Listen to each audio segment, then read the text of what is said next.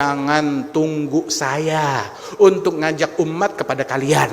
Jangan nungguin saya, jangan nunggu kata-kata pernyataan dari saya untuk ngajak umat untuk mendukung kalian. Nggak bakalan keluar itu kalimat. Saya ini pegawainya Allah.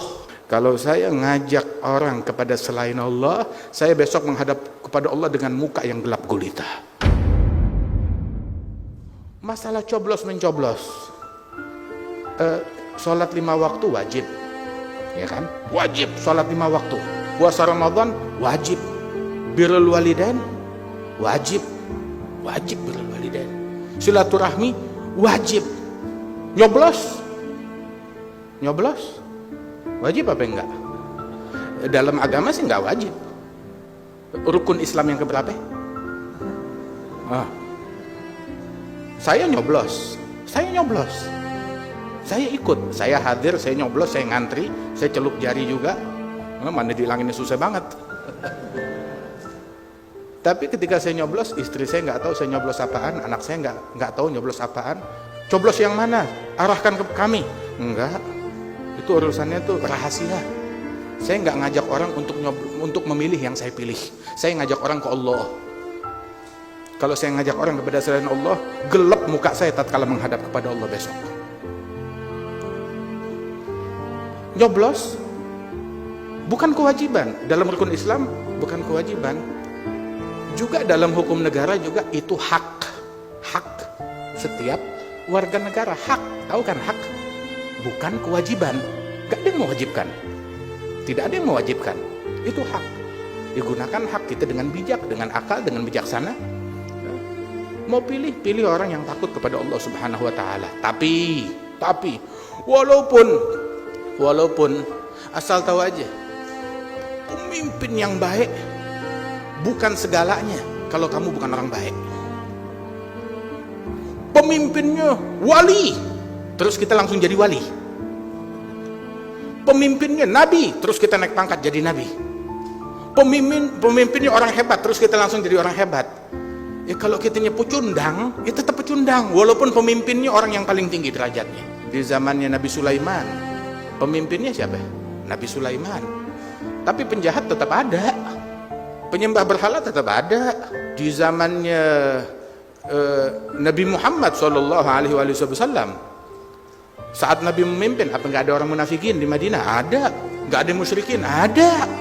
Tetap ada. Di zaman Nabi Ibrahim, presidennya siapa? Namrud. Presidennya Namrud. Terus Nabi Ibrahim turun derajat gara-gara presiden kamu Namrud, berarti kamu sama kayak Namrud. Nabi Musa, presidennya siapa? Fir'aun. Berarti Musa sama kayak Fir'aun. Apakah Nabi Musa jadi hina karena presidennya Fir'aun? Enggak. Apakah Nabi Ibrahim jadi hina karena presidennya Namrud? Tidak. Nabi Muhammad, kapan momen dalam hidupnya Rasulullah ada momen Rasul menjadi manusia hina? Waktu di Mekah, kekuasaan di tangan Abu Lahab, Abu Jahal. Apa Rasulullah menjadi hina? Wallah nggak jadi hina. Tapi sebutkan, adakah satu detik kemuliaan yang dilalui oleh Fir'aun dalam hidupnya? Ada gak? Sebut.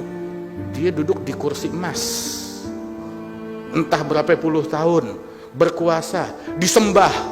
Bukan yang nyembah dia bukan satu orang, bukan 2 orang, bukan 100, bukan 1000, bukan 10.000, bukan 100.000. Berapa juta yang nyembah dia?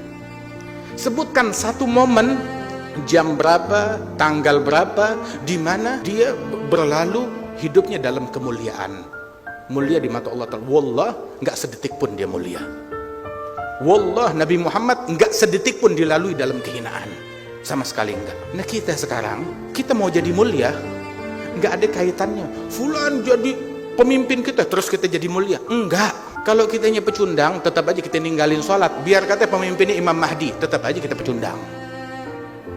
Kalau kita ninggalin sholat, ya, kita buka-bukaan aurat, kaum wanita kita buka-bukaan aurat, walaupun pemimpinnya orang paling mulia di dunia, tetap aja kita sial, celaka.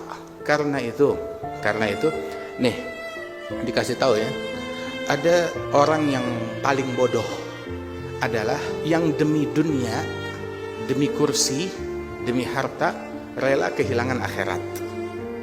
Bodoh banget kan? Itu orang yang paling bodoh. Tapi yang 1000 kali lebih bodoh, demi kursinya orang lain, demi dunianya orang lain, dia yang korban akhirat. Yang naik kursi dia, kenapa kita ngotorin hati? Yang ngejar kursi dia, kenapa kita yang saling caci maki? Yang pengen jabatan dia, terus kenapa kita yang ketinggalan sholat jamaah? Kenapa kita jadi ngetik yang haram? Kenapa kita jadi baring yang haram? Kenapa kok kita jadi berubah profesi? Tadinya ngajak kepada Allah, libur dulu, ngajak kepada makhluk. Atastabdiluna alladhi huwa adna billadhi huwa khair. Kita mau ganti. Tadinya kita ngajak orang ke Allah, jadi ngajak orang kepada makhluk. Lah, nggak seperti itu. Alhamdulillah, alhamdulillah. Nikmat dari Allah Subhanahu wa taala. Ini majelis kita ini selalu dijaga, dilindungi oleh Allah Subhanahu wa taala. Di bawah bimbingan guru kami Al-Habib Umar bin Muhammad bin Salim bin Hafidh, yang punya perhatian besar terhadap majelis Rasulullah. Alhamdulillah. Majelis yang terbuka buat semuanya, ngajak semuanya, mau itu pemimpin, mau itu rakyat, mau itu siapapun, muslim, non muslim, semuanya kita ajak kepada Allah Subhanahu wa taala tanpa kita mengekor kepada calon manapun, kepada partai manapun. Kita ngajak semua, dan kita ngajak semuanya kepada Allah. Dan Habib Umar berkali-kali ngumumkan, jangan tunggu saya untuk ngajak umat kepada kalian. Jangan nungguin saya, jangan nunggu kata-kata pernyataan dari saya untuk ngajak umat untuk mendukung kalian. Nggak bakalan keluar itu kalimat. Kenapa? Soalnya saya ini pegawainya Allah, cuma ngajak orang kepada Allah. Dan saya takut, kata Habib Umar, kalau saya ngajak orang kepada selain Allah, saya besok menghadap kepada Allah dengan muka yang gelap gulita. Waliyadzubillah min dzalik.